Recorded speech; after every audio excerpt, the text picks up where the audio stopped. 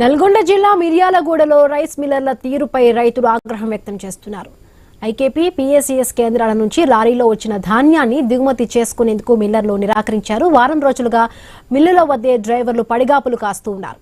ప్రభుత్వం మిల్లర్ల మధ్య రారైస్ పంచాయతీ నెలకొంది. ఈ విషయంపై జిల్లా అధికార యంత్రాంగం పలుమార్లు చర్చలు జరిపింది. అధికారుల ఆదేశాలు మిల్లర్లు బేఖాతరు చేస్తున్నారని విమర్శలు వస్తూ ఉన్నాయి. ఐకేపీ పీఏసీఎస్ కేంద్ర నిర్వాహకులకు ఇబ్బందులు ఎదురవుతున్నాయి. తిప్పర్తి మార్కెట్ యార్డ్ ఎదుట రైతులు ఆందోళన చేపట్టారు. ధాన్యం కొనుగోలు చేయాలని డిమాండ్ చేశారు. రైతుల నిరసనతో నార్కెట్పల్లి అద్దంకి హైవేపై భారీగా ట్రాఫిక్ జామ్ ఏర్పడింది.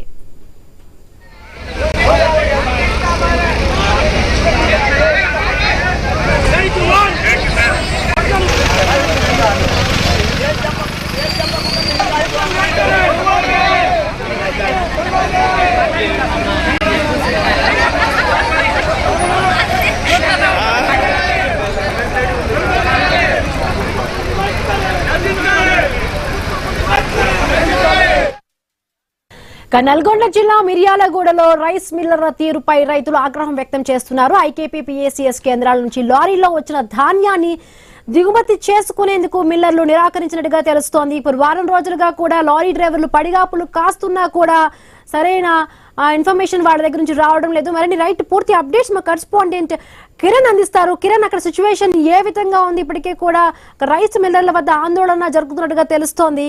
డీటెయిల్స్ ఏంటి కిరణ్?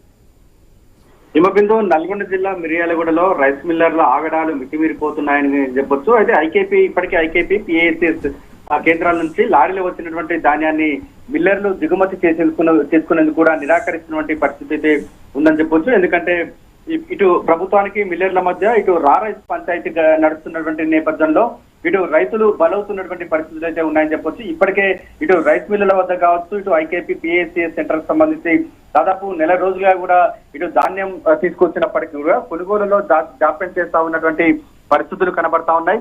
మరోవైపు మిల్లర్లు కూడా ఇటు తాలు పేరుతో తరుగు తీస్తున్నారనేటువంటి ఆరోపణలు కూడా రైతుల నుంచి వినబడతా ఉన్నాయి.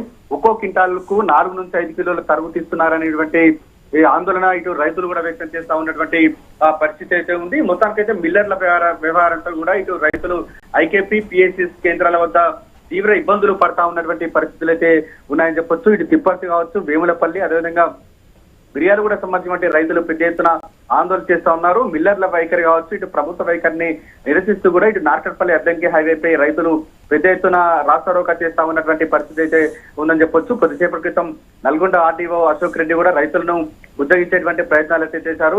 ఇటువంటి కొర్రీలు లేకుండా ధాన్యం కొనుగోలు చేస్తామని చెప్తున్నప్పటికీ కూడా కానీ క్షేత్రస్థాయిలో మాత్రం ఆ పరిస్థితి భిన్నంగా ఉన్నట్టు కూడా రైతులైతే చెప్తా ఉన్నారు. మొత్తానికైతే రైతులు చాలా నెల రోజులుగా కూడా ఇటు ధాన్యం కొనుగోలు సంబంధించి కూడా తీవ్ర ఇబ్బందులు పడుతున్నటువంటి పరిస్థితులు అయితే కనబడతా ఉన్నాయి. Right, thank you Kiran.